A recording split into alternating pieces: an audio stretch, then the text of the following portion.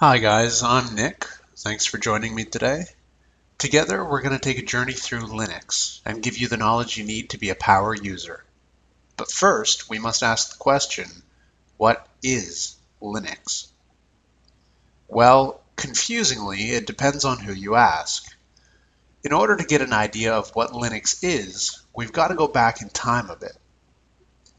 In the early 80s, Richard Stallman, then working in the AI lab at MIT, started the GNU project with the goal of creating an entirely free and open Unix-like operating system.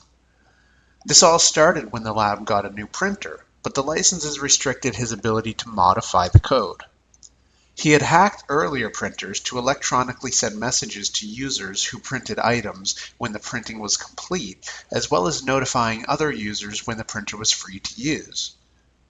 By the early 90s, there was almost enough GNU software to create an entire operating system. However, their kernel, the GNU Hurd, was not yet complete. Meanwhile, in the early 90s, Linus Torvalds set out on a hobby project to develop a Unix-like kernel known as Linux, and used GNU software such as GNU's C compiler to do it. While a kernel on its own was useless, he ended up including GNU software with the kernel to release an operating system. Later, Richard Stallman's Free Software Foundation sponsored the group Debian to release a GNU/Linux distribution that was completely open for people to use and contribute to. Debian, over the years, grew from a small group of Free Software Foundation hackers to the enormous community that it is today. Due to its popularity, Debian has become the base of countless Linux distributions. Because of how open the software is, anybody can read the source code, modify it, and then redistribute it. Because of this is what we have now. It's kind of a mess. There are so many Linux distributions that a common problem for beginners is, what Linux distribution should I use? While there are a few distros out there that actually include its own software, one of the biggest problems in Linux is how many distros there are, and the fact that a lot of them are the same distribution with new wallpapers and icons and everything else is the same.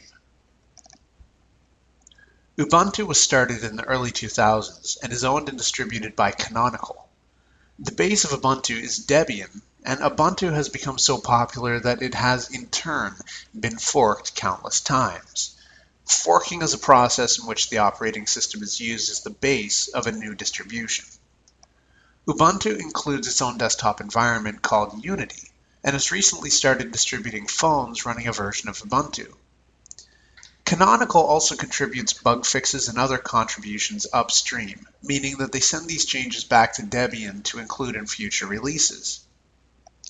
While Debian releases new versions sporadically, Ubuntu's aim was to capture the stability of Debian but release new versions more frequently.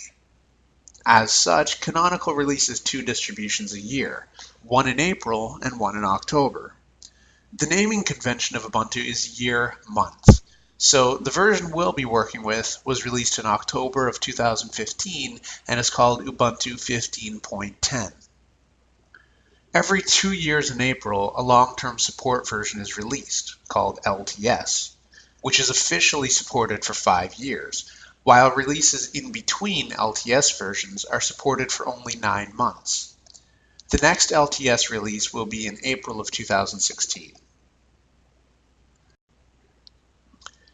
So to download Ubuntu, we're going to go to ubuntu.com, and when the page loads, we're going to see in the top navigation that there's an option that says desktop.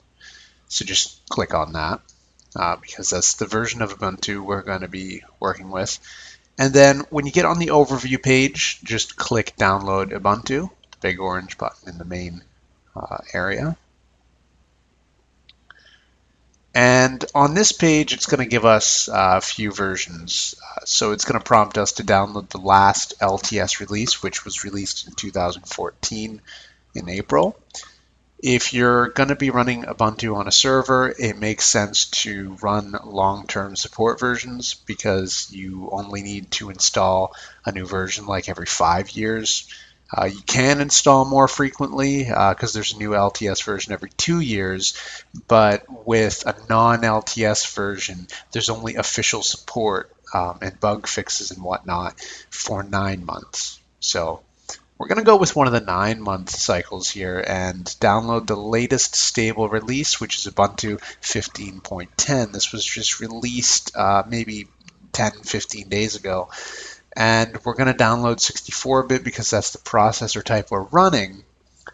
You can either click the download button to download it directly in the browser, or you can click alternative downloads and torrents to view what type of other files you can download. Now, if you're running on a really super fast internet connection, it doesn't really make a difference. The in-browser download is probably going to download just as quickly as a torrent. However, if you don't have an incredible internet connection, a torrent download is going to make a lot of sense. It's going to download a lot quicker than it would in the browser. Now, I've already got my version downloaded. It took about 10-15 minutes, and just because I have really bad internet at the moment.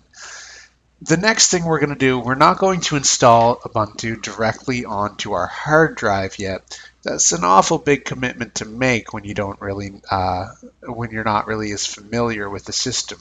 So what we're going to do is go to virtualbox.org. And this is a piece of software that allows us to create virtualized machines, virtual machines, or a virtual computer, if you want to call it that. This allows us to create different virtual machines and set them up differently, as well as install different operating systems on each one. So when you get to virtualbox.org, there's a gigantic button here that you cannot miss. Click on that, and it's going to take you to the download page for VirtualBox. Now, it offers different packages dependent on different operating systems. This is going to be for the host machine, and to put that in clearer terms, the computer that I'm on right now that we can see is running Windows 10, that is the host machine. So I need to download VirtualBox 5 for Windows hosts, this link right here. If you click that, it's going to start the download. Now, I've already got mine downloaded. And we're going to need these in the next few videos. So thanks for watching, and I'll see you guys soon.